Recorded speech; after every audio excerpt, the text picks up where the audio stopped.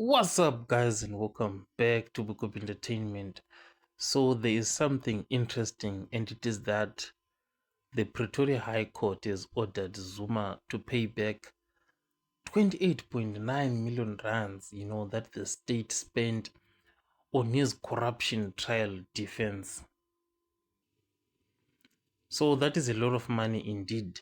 And if Zuma does not pay back that about 30 million rands money that has been ordered to pay, you could lose his home that in Nkandla state is going to be attached, and be sold. And not only his home, and also part of his state pension benefit.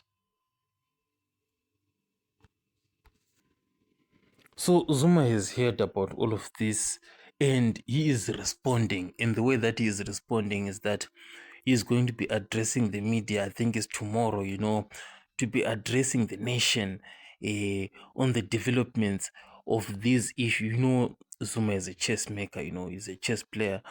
Everybody's been saying that, left, right, and center. And he's definitely going to be finding a way around this issue that he is there. So I'm expecting him to appeal this decision. I'll catch you guys on the next one.